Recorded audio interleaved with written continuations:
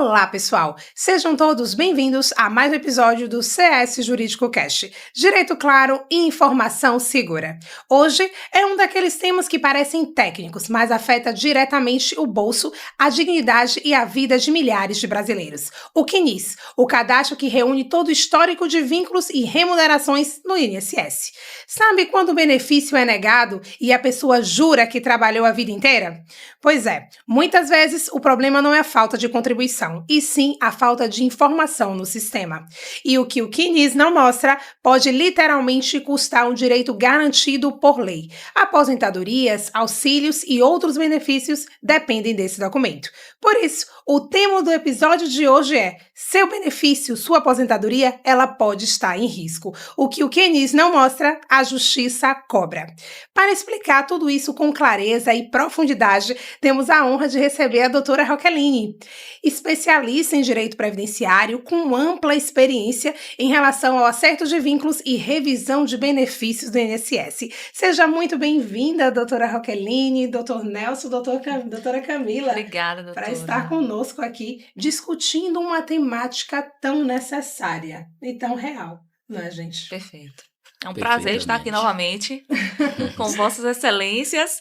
Olha. Especial a doutora Roqueline, né? A gente estava brincando aqui antes que não é todo mundo que tem esse apreço pela área previdenciária, mas que, sem dúvida, se representa um ponto muito importante para a população em geral, porque, inevitavelmente, todo mundo vai passar por isso um dia, né? Verdade. Então, é importante que a gente saiba, de fato, sobre os nossos direitos previdenciários. Eu diria que é um dos melhores ramos do direito. E quem quiser que prove ao contrário. Mas aí é suspeito. Pois é. Suspeito. Puxando sardinha pro seu lado. Tirou as palavras agora da minha boca, porque cada um puxa sardinha, né? Pro seu lado. E ele, como especialista na área, com certeza... Não vai ser diferente. Pois é. Doutora Roqueline, para que o público, para que os ouvintes te conheçam, conta pra gente um pouquinho da tua trajetória, desse âmbito do direito previdenciário, né, como bem pontuou o doutor Nelson aqui, que é um dos melhores ramos, né, doutor Nelson? Para ele especificamente, né? Muito bem, né? Muito agradeço a vocês a oportunidade de estar aqui trazendo este tema tão importante, né, para toda a população, principalmente para aqueles que trabalham de carteira assinada e também aqueles que contribuem, né, com a guia GPSzinho, aquele carnezinho laranja, o famoso carnê laranja. O início da minha trajetória se dá em 2019, meados de 2019 para final de 2019 para início de 2020, ainda estagiária, né? Estagiei, tive o privilégio de estagiar no INSS, e assim que estava prestes a terminar o estágio lá no INSS, fizemos ali uma parceria com o Dr. Nelson. Compartilhamos do mesmo espaço por um longo período e ainda bacharel em Direito. Na verdade, não era nem bacharel em Direito ainda estava na faculdade. E por o ramo do Direito, nesse caso o ramo previdenciário, ele não tem a obrigatoriedade de a pessoa, o estudante de Direito ou bacharel em Direito já ter a carteirinha da OAB, a carteira da OAB. Ele já pode atuar neste ramo, independente de ter ou não a carteira. Então, com este motivo, fizemos uma parceria e ali, graças a Deus, tivemos muitos bons êxitos. E até hoje ainda temos, né, algumas demandas que não conseguimos ter êxito na via administrativa, foram judicializadas por Dr. Nelson. Aquilo que eu, enquanto estudante de Direito, não conseguia resolver na via administrativa, passamos a judicializar com o Dr. Nelson. Então, comecei a carreira já ali, ainda na faculdade. Então, é importante trazer esse tema logo no início, porque a gente ia trazer isso durante o decorrer do caminho, mas é aquilo que já estava escrito para ser falado. É verdade, doutora. E isso é um alerta e também para os nossos estudantes de direito, ou seja, é possível adquirir, né, além do conhecimento, obviamente, em relação à questão do estágio, tudo, a prática propriamente dita, mas a doutora também trabalhou à época, né, quando estava cursando faculdade, com o doutor Nelson, né, para fazer requerimento administrativo. Isso. Então, é possível hoje os estudantes de direito, até mesmo os bacharéis que ainda não passaram na OAB, Isso. né, trabalhar nessa área para ter realmente Isso. a questão de uma remuneração. Não é isso? Não é preciso a carteirinha. Não. Pois é, queridos, não é preciso a carteirinha. Ela já estava à frente do tempo dela, É. já E estava sendo uma empreendedora nata. Isso. São alguns detalhes, né? Que às vezes o estudante de direito ele passa por seus percalços e fica pensando que só vai poder atuar quando concluir a faculdade, quando se tornar bacharel em direito, quando passar em um concurso ou quando passar na OAB, quando na verdade, na esfera administrativa previdenciária, o estudante ele pode sim fazer os requerimentos. O que ele não pode é se vender como se advogado fosse, Não, claro. prestar consultoria como se fosse um advogado, mas esclarecer o cliente. Sou estudante de direito, atuo com requerimentos administrativos, não sou advogado, não presto uma consultoria específica como se fosse um advogado, mas eu posso lhe atender, analisar o seu caso, fazer os requerimentos necessários, pode também desenvolver uma parceria com um advogado, Isso. como fizemos com a doutora Roqueline, Isso. e aquilo que o estudante não resolve, se ele tiver uma parceria com um advogado, o advogado vai resolver pela via judicial. Perfeito, né, doutora Pois Camila? É Pois verdade. Eu não tinha essa visão ainda na vendo? nossa época, né? Pois é. Já fica aqui um insight para os estudantes de Direito, com pois certeza. é. Isso mesmo. E na demanda relacionada ao CNIS, justamente enquanto estagiária lá no INSS, eu via que muitas das vezes a dificuldade do segurado, que é a nomenclatura utilizada, era de conseguir o êxito no benefício, era justamente por falha nesta documentação, que é uma documentação pouco conhecida, mas que é a principal, porque o CNIS é o espelho da vida laborativa de quem contribuiu, de quem recolheu pelo carnê, de quem recolheu enquanto CLT, enquanto trabalhador, enquanto empregador, né? Também, porque para o empresário também é importante fazer o recolhimento, né? Ali da guia GPS. Então, o CNIS é um principal documento. E enquanto estagiária, eu via a dificuldade das pessoas de adquirir o direito por conta da falha deste documento. Então, assim que saí, né, do estágio, e fiz a parceria com o Dr. Nelson e fui abrir o espacinho ali para poder atender as demandas que foram surgindo no caminho, essa minha especialização neste documento foi justamente para isso, porque o acerto de vínculos e remunerações do que tinha de errado no documento é que fazia ter o êxito no benefício. Perfeito. É um olhar mais até de um próprio profissional da advocacia, porque a gente, quando recebe uma demanda, a gente não pode ficar preso àquela demanda. Às vezes tem reflexos em várias outras áreas e a gente precisa ter esse olhar mais sensível justamente para observar e até estar instruindo o cliente, coisa que a doutora já fez até mesmo na época de estágio. Isso. Que interessante. Verdade. Observando ali nas falhas uma oportunidade de atuação, de Isso. fato. Tendo em vista que se apresenta, como a doutora falou, como um dos principais documentos, que se não tiver tudo regularizado, pode vir aí um indeferimento. Não é E verdade? certamente vem. E Isso. é interessante porque no passado muitas empresas assinavam a carteira dos seus trabalhadores, seus colaboradores, mas não recolhiam as verbas previdenciárias. E esse trabalhador, se hoje, com acesso à ampla informação que temos, as pessoas ainda têm desconhecimento, imagine anos atrás, que não tinha acesso à internet, o que se ouvia era da grande mídia televisiva. Então as pessoas trabalhavam, as empresas muitas vezes não recolhiam as verbas previdenciárias e na hora de requerer um benefício previdenciário, uma aposentadoria, não conseguiam. E aí é necessário o amparo do profissional especializado, como a doutora Roqueline, para poder fazer esse acerto de vínculo, ver quais são os documentos que esse trabalhador tem relacionado àquela determinada empresa para comprovar, porque não é só assinatura na carteira. Sim. Assinatura por assinatura qualquer um faz, mas outros documentos ratificadores que comprovam que de fato ele exerceu aquele labor e o INSS falhou em fiscalizar, portanto o trabalhador não pode ser prejudicado. Perfeito, doutor. E eu acho também, no meu ponto de vista, que o trabalhador ele tem que assumir um papel mais ativo, no sentido de não esperar só o prazo de se aposentar para verificar se as contribuições estão sendo, né, repassadas corretamente. Não só isso, mas o FGTS também, né? Isso. O INSS, porque a gente faz esse papel mais preventivo. A gente evita que lá no futuro o trabalhador ele tenha esse problema.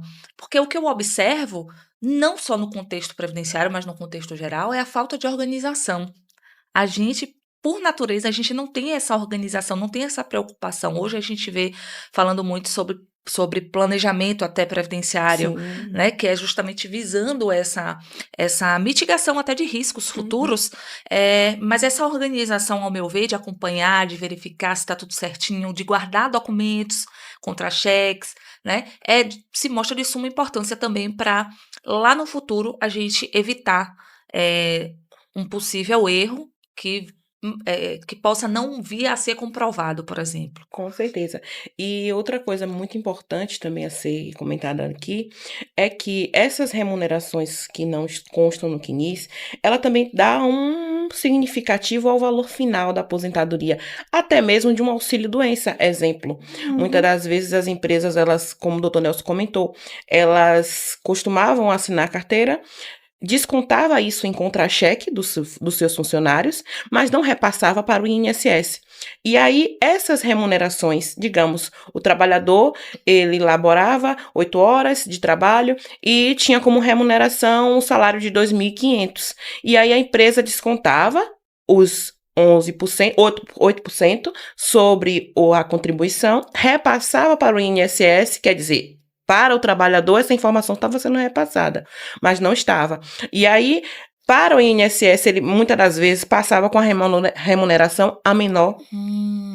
Descontava do trabalhador sobre os 8% de 2.500, mas passava para o INSS a menor. Então, isso fica lá registrado no CNIS.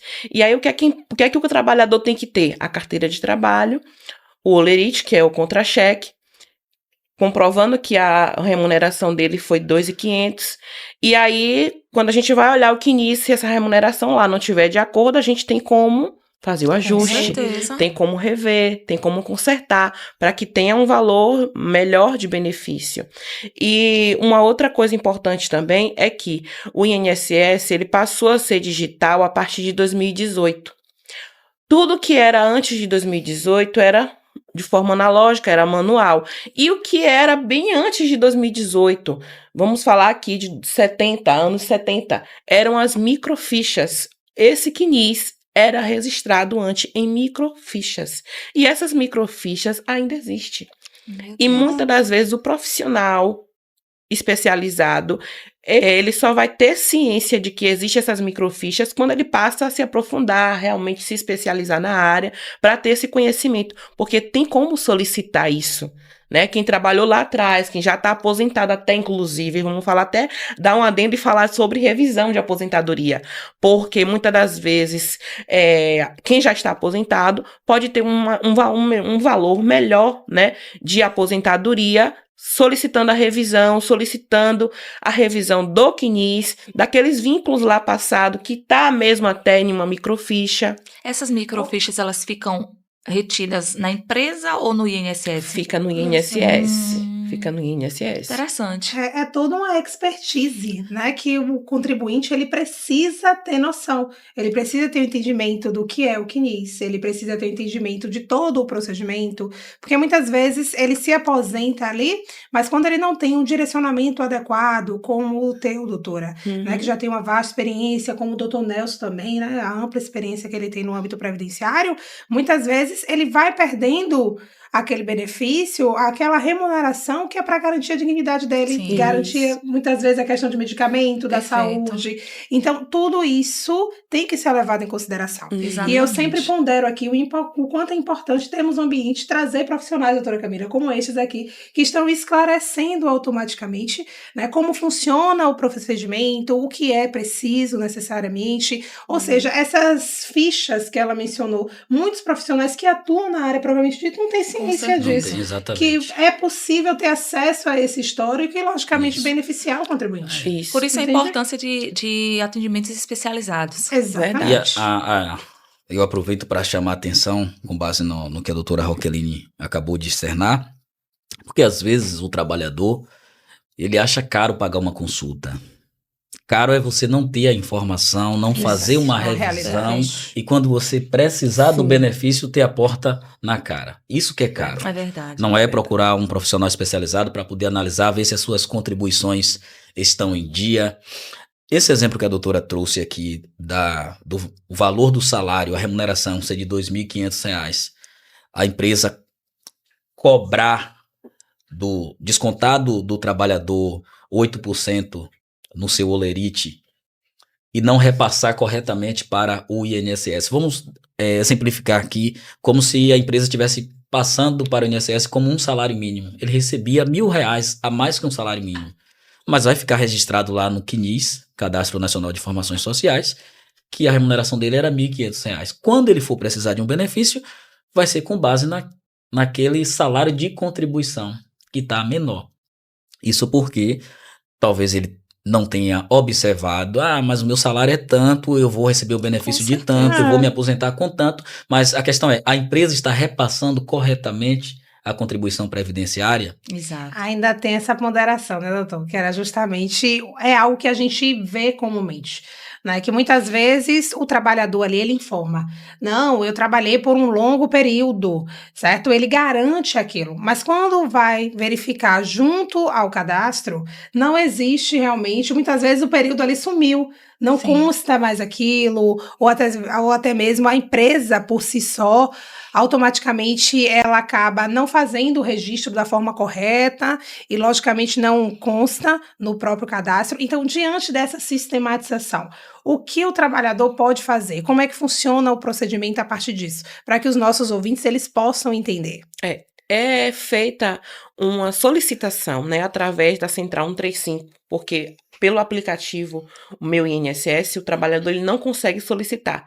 Essa solicitação para o ajuste de contribuição e remuneração do CNIS é feita através da Central 135 ou através do profissional especializado, porque pelo portal do INSS, do advogado, é possível fazer essa solicitação, mas o trabalhador em si, ele só consegue ter acesso a isso se ele ligar para a Central 135 e solicitar esse ajuste de remuneração e vínculos do CNIS. E aí vai ser solicitado algumas documentações para que ele possa comprovar que aquele vínculo que não está lá constando no CNIS foi realmente verídico, existe e precisa ser ajustado. Então, através dessa solicitação é que a gente consegue fazer esse ajuste de remuneração e contribuição do CNIS. Perfeito. A gente observa um grande número de indeferimentos, né, em benefícios previdenciários, e, ao meu ver, não são meros indeferimentos. Para mim, afeta, na verdade, significativamente a vida de famílias. Como a doutora Iana pontuou, às vezes, é a única renda que aquela pessoa poderia ter, seja uma pensão por morte, seja uma aposentadoria propriamente dita, seja um auxílio-doença, enfim. Então, aquilo ali, aquele valor, ele pode estar representando a única subsistência da família. E um indeferimento carrega, né, todo o abalo emocional que aquela família vai vir a ter, o trabalho que vai também vir decorrente disso, de ter que buscar um profissional e tudo mais.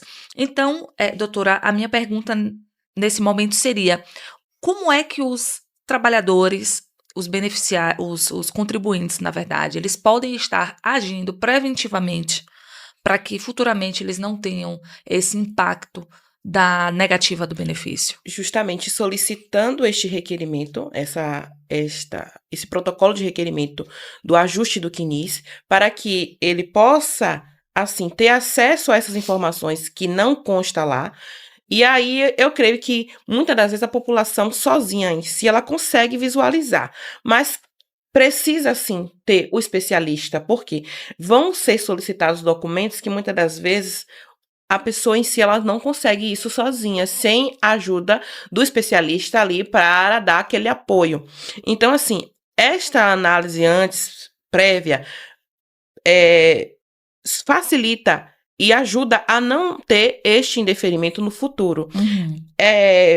Facilita ver se todas as remunerações estão lá no CNIS, facilita ver se existe também duplicidade do CNIS, porque é uma coisa corriqueira a existir.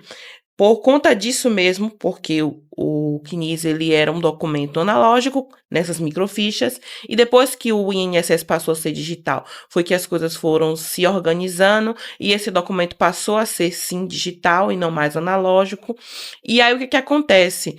Existiam duplicidade de cadastro, às vezes, porque existe o nome da pessoa que está errado, porque a questão do nome comum, Souza com Si, Souza com Z, são coisas que, muitas das vezes, esse erro que está lá no CNIS causa esse indeferimento. Então, o que evita esse indeferimento no futuro é justamente solicitar este requerimento de ajuste do CNIS antes mesmo de solicitar qualquer requerimento no INSS, se isso for identificado. Porque não adianta solicitar o requerimento se não tiver erro, porque muitas das vezes vai acabar aumentando ainda mais a demanda do famoso INSS, que já é...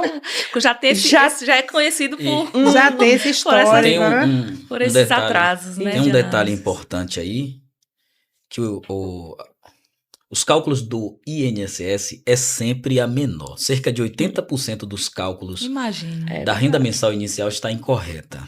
É mesmo, Nelson. Mas tem um setor específico. Eu costumo dizer... voltado para isso, tudo. Mas eu costumo dizer, só um adendo, que a gente vive num país que a todo tempo a gente tem essa preocupação de ser lesado. Mas somos lesados. O Brasil não é, literalmente, o Brasil não é para amadores. Gente, porque é uma instituição séria, que você confia. Pronto, eu vou aproveitar a sua fala para externar uma revolta que eu tenho contra o INSS.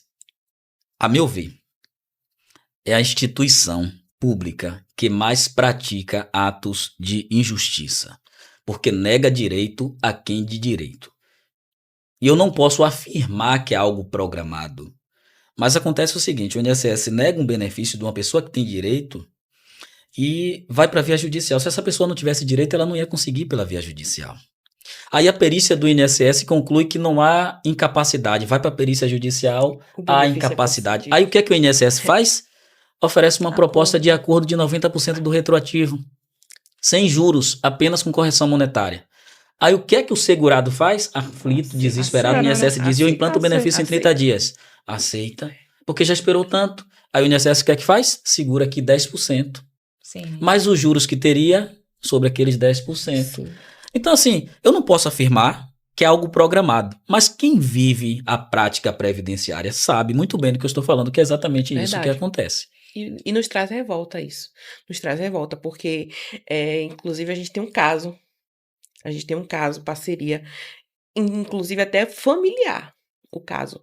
E uma pensão por morte, que foi indeferida na via administrativa, foi reconhecida na via judicial, ou seja, eu já tinha perdido o tio, e na via judicial, a pensão, que seria da tia, no meio do caminho do processo, a tia falece. Nossa! E hoje os filhos estão aguardando. E é um detalhe que a familiar dela, a doutora Roqueline, tentou fazer tudo possível pela via administrativa. Isso. E, de fato, a tia tinha esse direito, não conseguiu. Isso, não conseguiu pela via administrativa. Judicializamos a questão. Pela questão da morosidade, aceitamos um acordo. Sim. Só que o INSS não cumpriu o prazo desse acordo. E aí fizemos diversos requerimentos, aplicação de multa. E nada do INSS implantar o benefício. E quando implantou o benefício, tinha uma data prevista. E uns 10 a 15 dias antes. 2 dias. 2 dias? 2 dias. Minha tia iria receber no dia 23.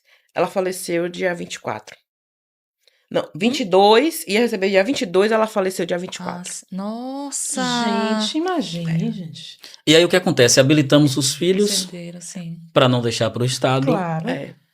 Mas está até hoje. Quantos anos já tem? Uns 2 anos. 2 anos. 2 anos. E imagine a nossa revolta. Porque isso é caso pessoal, né? A gente trouxe o caso porque é um caso familiar, me faz o direito de falar, não estamos externando o nome de quem são as pessoas, mas a revolta, porque isso está próximo a gente. Imagine os casos e mais casos que a gente vê corriqueiramente dos clientes que aparecem no escritório. E eu vou só trazer um número aqui, porque às vezes quem está assistindo, e muitas vezes até colega que foge à ética, às vezes achar que é o profissional que não é capacitado.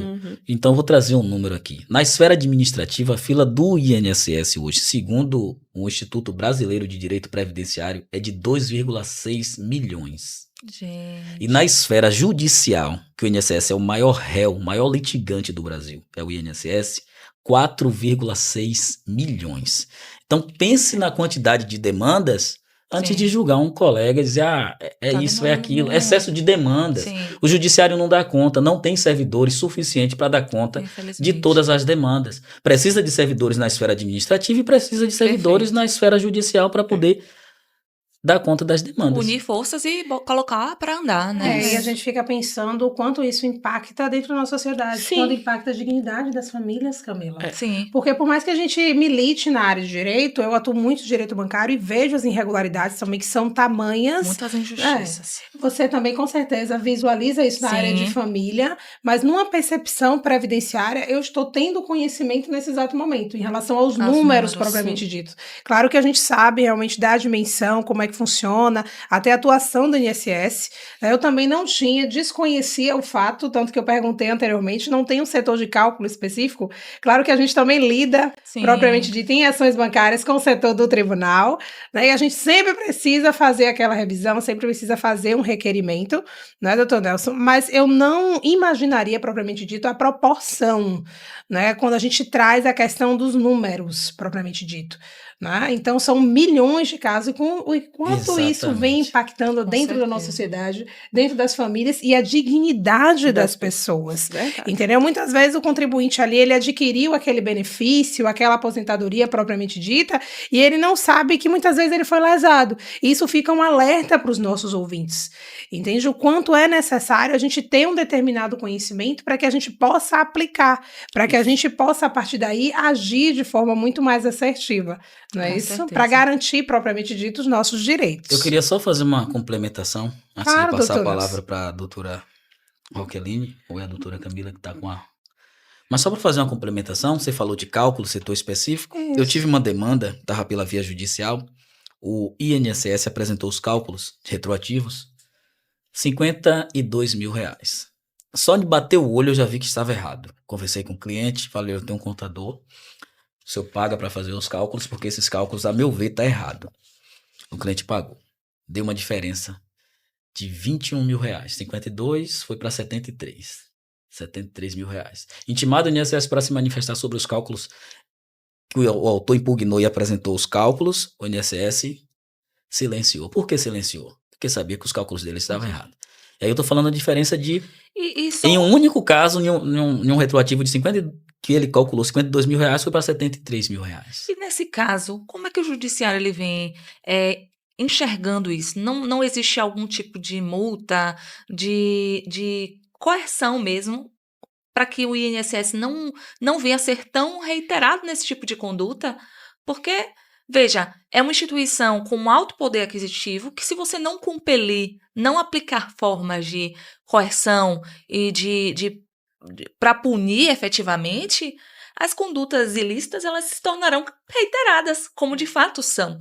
Então, o judiciário, como é que o judiciário faz nesse caso? Não aplica? O doutor Nelson deu uma risadinha ali, aparentemente já respondeu. Vou deixar ele vir falar. Olha, o que acontece no judiciário é o seguinte, inclusive eu já tive decisões desse tipo, de eu dizer, não é possível que eu estou lendo isso.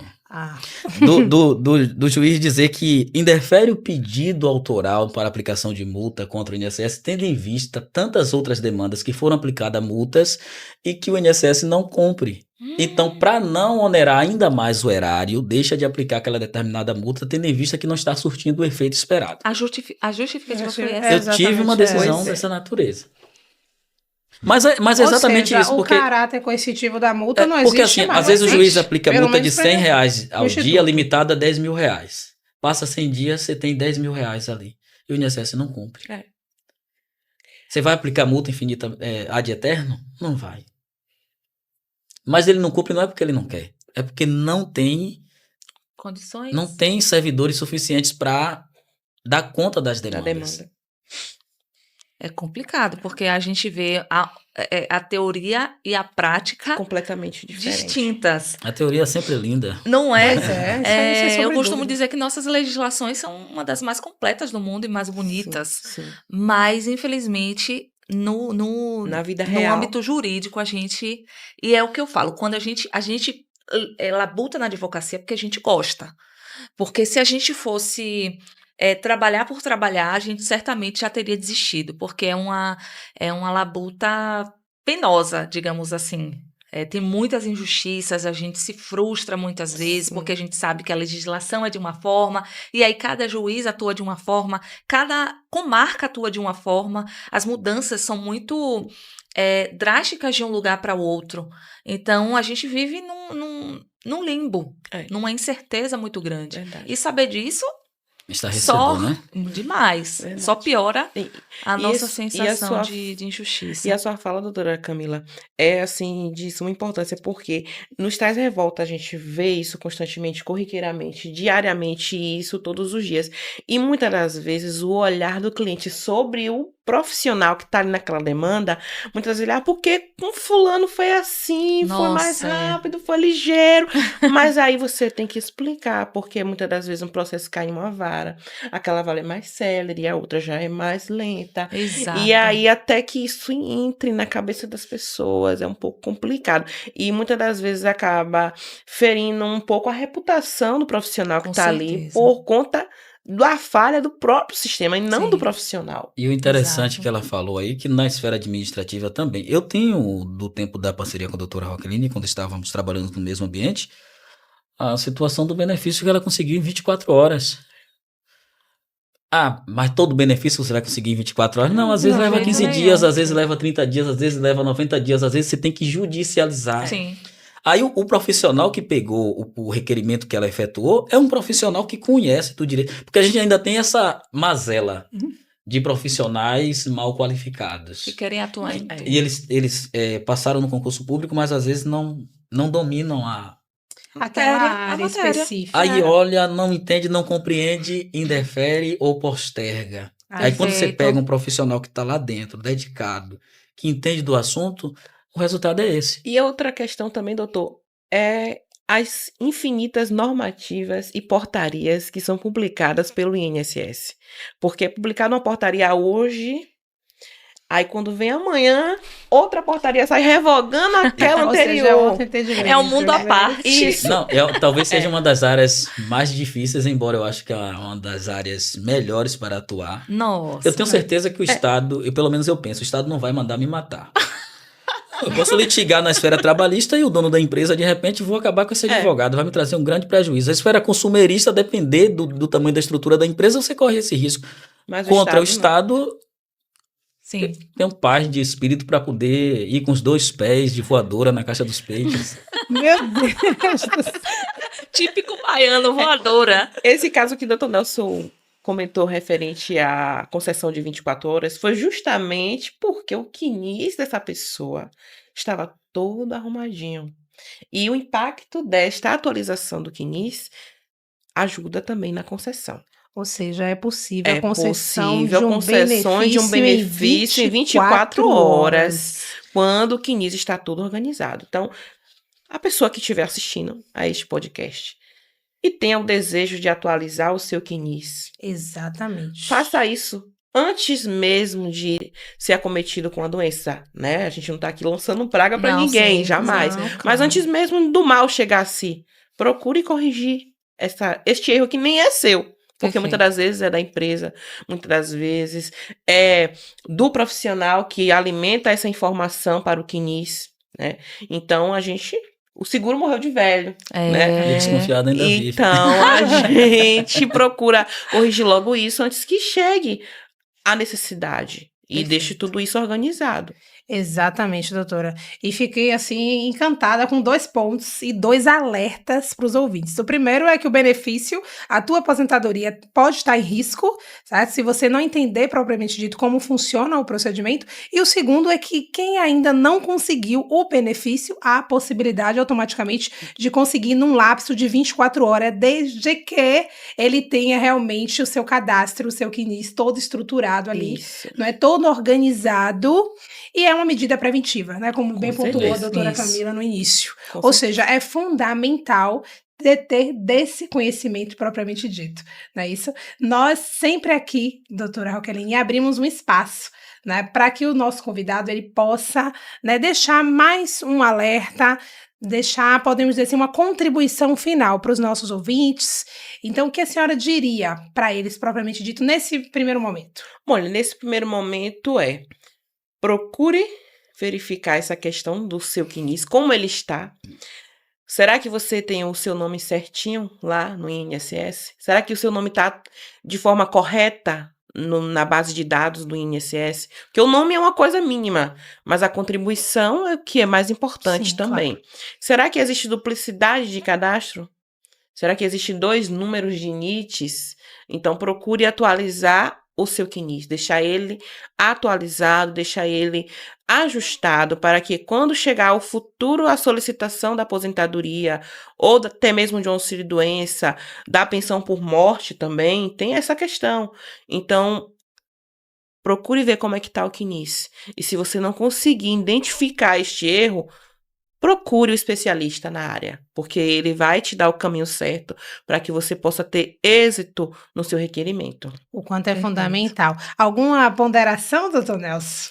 Visto a tua atuação tão vasta, não né, é? na área de previdenciário. O queridinho de Dr. Nelson é o direito É, Direito previdenciário. previdenciário é minha paixão. Se eu pudesse, eu atuaria só na esfera previdenciária e tenho metas nesse sentido, que é uma área que eu gosto muito, faço com muita dedicação, muito afinco. E a gente sabe, né, o quanto o senhor é dedicado, doutor, o quanto a gente vê, propriamente dito, na prática, a atuação dele como advogado, né, o comprometimento dele profissional, propriamente dito, com os seus clientes, com também todos aqueles, né, que precisam do conhecimento propriamente dito. Então, eu faço um parêntese aqui, né, doutor, para te parabenizar, Muito né, obrigado. pela tua paixão, realmente, em garantir os direitos de tantas pessoas. Eu agradeço. E faço das minhas palavras as palavras externadas pela doutora Roqueline. Ah, maravilha! Alguma ponderação final, doutora Camila? Eu não gostei muito do conteúdo aqui explanado. Não tenho muito o que dizer da área específica, porque é uma área que foge um pouco do meu conhecimento, mas amei a discussão de hoje, o tema de hoje, de suma importância, assim como todos os temas que a gente traz aqui. É verdade, foram muitos insights, viu, doutora Camila? Pra gente, assim, que não atua propriamente dito na área de previdenciário, eu consigo ainda ver, né, podemos dizer, um pouco dessa área quando a gente trabalha a questão de empréstimos consignados, que a gente tem a questão dentro das aposentadorias, os descontos. Então, eu acabo vendo um pouco da área, porque minha área propriamente dita é a área bancária, Sim. certo? A doutora Camila provavelmente também consegue ter um contato maior ali, porque a área dela também é a área familiar, mas ela consegue, propriamente dito, ter um pouquinho, né, de um conhecimento propriamente dito nessa área de previdenciário, mas a gente, né, não deixa de ressaltar para vocês o quanto é importante de uma área como essa e o quanto isso vai e vem impactando, né, a vida dos contribuintes, da sociedade de modo geral. Então, doutora Roqueline, muito obrigada, doutora Roqueline, por estar aqui conosco e trazer, né, tanto conhecimento, né, e tantas ponderações referente a tal temática. Eu que agradeço. E você que nos acompanhou até aqui, como sempre, se inscreve no nosso canal, curte, comenta, ativa o sininho e compartilha, porque essa temática é necessária. E aqui no CS Jurídico Cast nós temos um lema, onde o direito é ponte, não há barreira. Até o próximo episódio.